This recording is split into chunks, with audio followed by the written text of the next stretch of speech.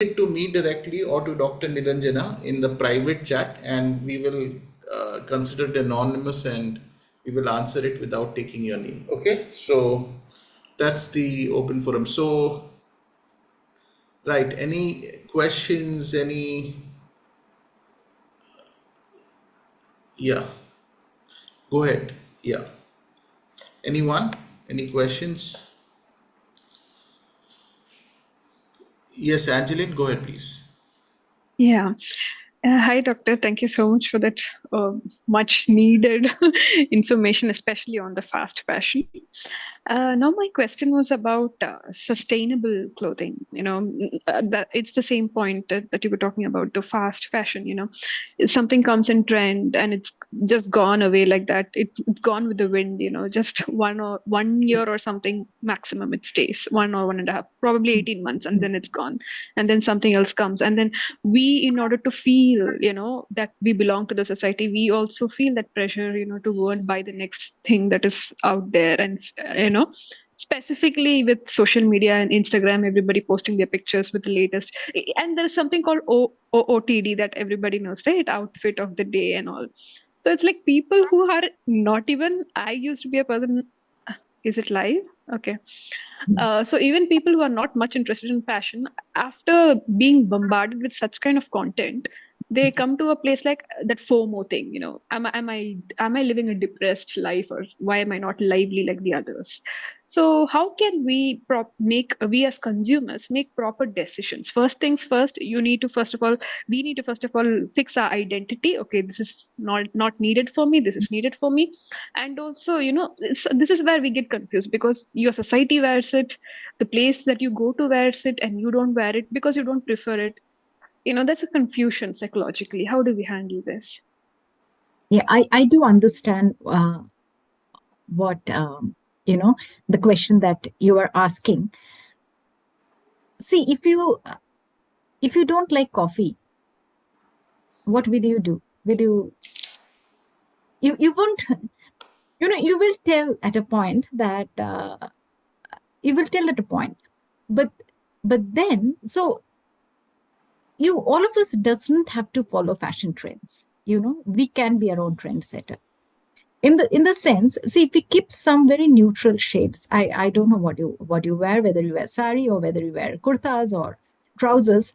I keep telling, or I have thought about it, that if we keep some black and some earth tones, black always, and maybe and similar things, and then you coordinate it with something else, or an off-white. If you're wearing a solid suit, we can always have the dupattas which are different. Because and we can also, when we buy, we can actually think and buy. So if you're supporting a craft cluster, you can buy a dupatta which is kantha stitch, which is made from old fabric, hand embroidered, to reinforce the fabric that will last for years. So there are many things which are evergreen. So when you make a purchase, and these are considered more sustainable, because we won't just use and throw it, like a sari, which is, and one thing I forgot to tell you, see, the yardage is that, saris, you can always mix, match, and wear. So whatever you're wearing, like if you keep neutral shades, and then you just change a little bit here and there, and that's what styling is all about. And we did not feel under the pressure. You just not, people will tell once, twice, but that becomes then your own identity and your own style. Everybody need not follow the trend. Yeah. Thank you. If I have one more question, but I think I'll give a chance to others. Yeah. Go ahead and ask, Angeline. It's okay. Yeah. So the second thing was, I was really, really worried about the weavers and the traditional form of, the traditional people who, even now I see in some villages that the business has gone really down, but there are some people who really depend on weaving and saris made from weaving. My question was, since we as consumers, we always don't have direct access to weavers, we only go to a shop or a textile place and then we buy it. How can we help support them in case we are not, everybody is not coming from a rural place, or you cannot have direct access to them? how can we support them so that their form of business, which is really original and really good quality cloth, So, what can we do? see, all these weavers, they have the weavers card, okay, the artisanal card, and they come under the Ministry of Textiles. So the ministry has this government, emporiums like Utkalika, then KHDC, Karnataka Handloom Development Corporations. So you go to the state emporium and you buy from there, and their original products. There are many designers and there are many new brands like Gokoop and all. And even, I don't want to talk about brands because many of them are not ethical and they're big names because we know them little more, and they don't follow fair trade. So if they sell something for 3,000, they might not give 2,500, 2,200 to the weavers. So we don't promote, or I personally don't promote, but the government stores, they work on a fair trade. And we are very closely associated with them because we give designs to the weavers. We train them. We bring them in the campus for training. Recently, we have taught them a lot of things to make their own Instagram, marketing or e-commerce. And so go to the government emporiums and buy. Even online. Yeah. Okay. And there is something called some mark. And Yeah, there is Silk Mark, there is Handloom Mark. Okay. And Orissa Handloom is doing so well, they have to, the post office as Utkalika couldn't support the couriers. So they had to now expand their post office and put more people over there because there has been no other courier services or postal services just to sell the products from the weavers directly. Thank you. Any other question? Any other doubt, clarification? Comments, anything? Yeah, any comment? Go ahead, please. This is your time, youth, young adults, so please don't hesitate. Yeah. So I think your last slide about that jeans was really so shocking. There's so many gallons of water. We never think about it. We are making so many choices out of ignorance. Really, it's something we need to talk about more. And I think I will just like to add on one thing. Yeah. Cotton may be taking 20 years or 5 years minimum to degrade. If we just let it go in our dustbin, fabric we sometimes dispose in our waste, family waste. But anything that is blended with polyester will take minimum 200 years plus to degrade. Oh, What are we doing to our planet? whoa. On nylon. I can buy a swimwear and or a sportswear. Now, we have been trying to talk to the ministry that, we need to have a buyback, we need to have a channel, but still that is enforced and comes. We have to be really, really mindful of how we are disposing. Owning is one, and disposing is also a responsibility in the right way. Because there's so much, it's like surplus. Right. Wow. Okay, friends, any question? Please go ahead. Anisha, Priska, Ipshita, please go ahead. Yeah. Did I make sense? I really don't know, Pastor. Because Yeah.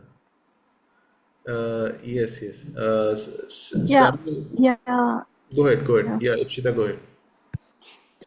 Can I ask? Yeah, Yes, yeah. go ahead. It was a very good enlightenment, very light enlightenment, and I wanted to know how does modest clothing and fashion trend go side by side? It's like how does both of them align when we are looking at God's word and we are also looking at the fashion trends which newly comes, and we are not just sure whether how far we have come with this clothing and everything which is different, which is upcoming, which is always in style. So how can we both in line? I God, didn't really get into understanding. yes. See, God has given fashion trends will be there because there is, unless you change, they feel they cannot cater to more consumers because everybody wants to buy new things. or it gives a psychological satisfaction. It's no more the need that the industry is getting to. They are just trying to create wants and desires and aspiration and feed into that. So there will be changes, there will be changes, but we have been given the choice. We have been given the choice. It's my decision. A shirt will remain as a shirt. A top will remain as a top. The market will have a top which is not cropped, which is a kurta length top. So it's my choice what I will buy.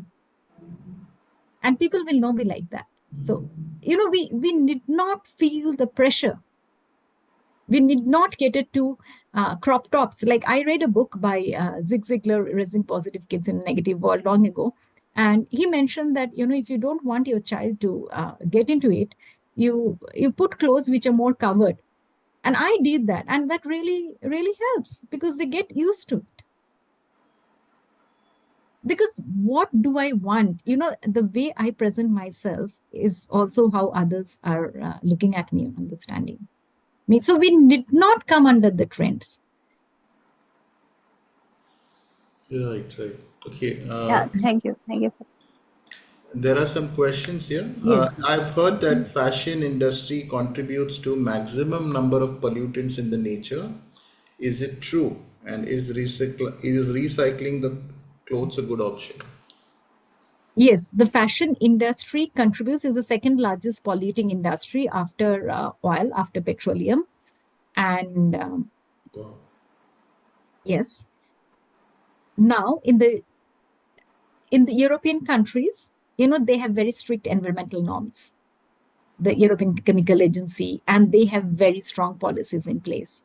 But in India, the policies, and there are policies, but some places they are enforced, some places they're not enforced. And it's a very, very diversified industry. We have the vertically integrated one. You talk about Arvind, you talk about Raymond's, you talk about, ABFRL, Birlas. And then you have some small tailoring, a small store somewhere making their own clothes.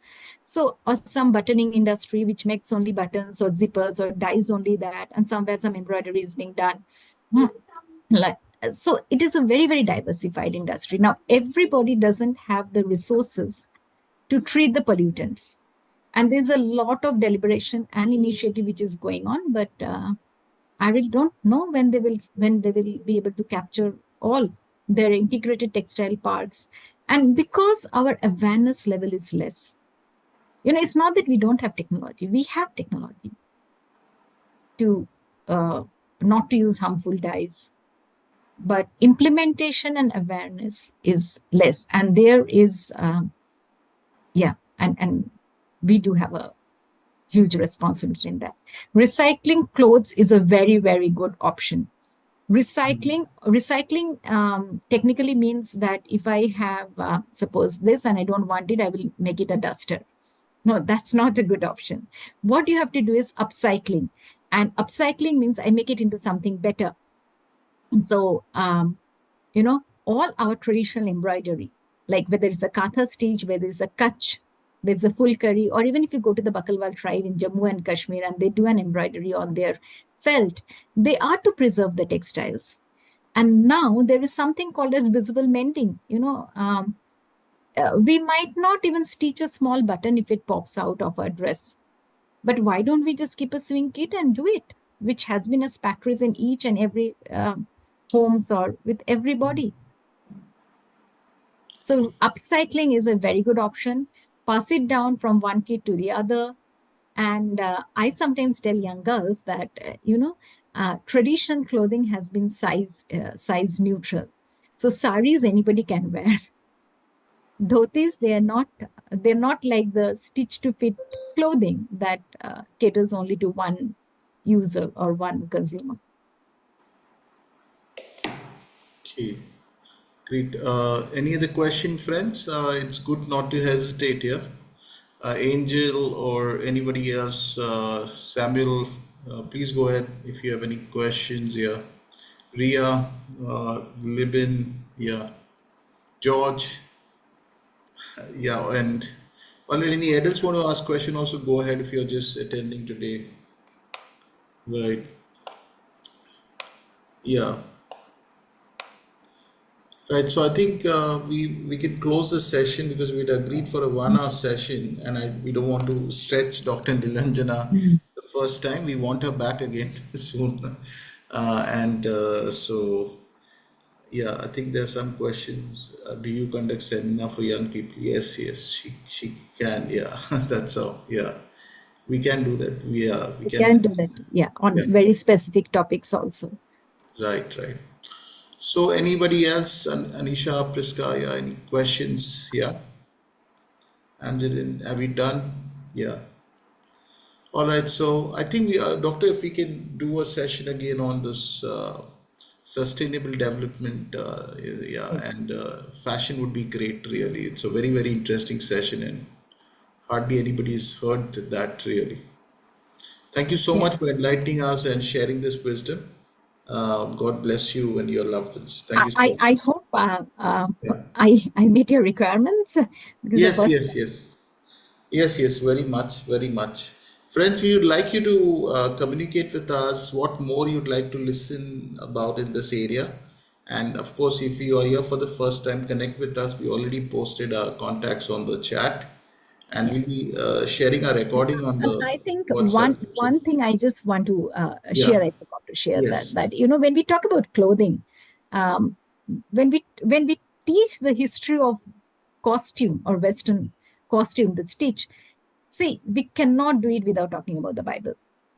So how the garmenting started, we have to, his Bible is one of the references, the book of Exodus, uh, where God is giving the wisdom, and due to the fall, where we have taken it. Because India never had this wisdom of stitching clothes. And that's why we have dhotis and saris. We only knew how to make the fabric and just wrap it around ourselves.